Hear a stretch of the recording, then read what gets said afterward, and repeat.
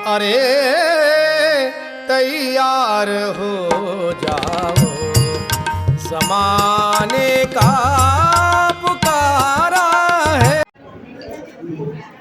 सर्वांना माझा नमस्कार. माझे नाव माही गजानन कुरवाडे आहे.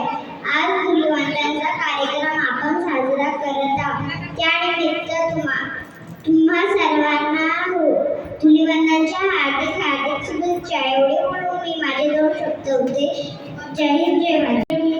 आणि आदर्श होळी धुलिवंदनानिमित्त इथे उपस्थित सर्व मान्यवर मंडळींना माझा जय भीम.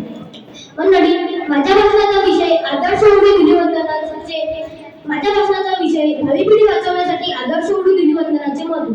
मंडळी, आजचे सण आपण उत्सवाचे स्वरूप पाहिले तर तेच आपल्या आरोग्यासाठी धोकादायक आहे. कारण पूर्वीच्या काळी लोक आपल्या होळीच्या नावावर आपल्या झोपायच्या खाटका सुद्धा उडून टाकत होते आणि काही लोक तर आपल्या घरासमोरील गटारातील घाण एकमेकांना त्यात भिडून लावत होते आणि काही लोक नशा पाणी करून गावामध्ये धमाकूळ घालत होते. हा प्रकार होऊ नये, भांडण जगणे होऊ नये, गिलिच्छपणामुळे रोगराई होऊ नये म्हणून वंदनीय राष्ट्रसंत श्री तुकडोजी महाराज यांनी ग्रामगीतेच्या 23व्या अध्यायात आदर्श होळी धुलिवंदनाचे महत्त्व सांगितलेले आहे.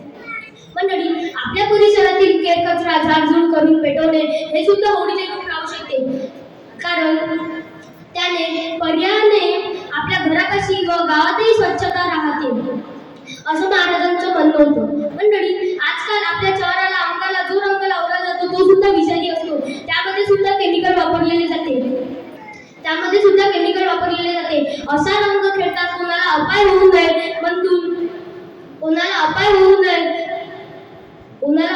नये म्हणून आजचा हा सोहळा आपण इथे आयोजित केलेला आहे. मी आयोजकांना धन्यवाद देते की भावी पिढी वाचवण्यासाठी आपण खरोखरच अत्यंत महत्त्वाचे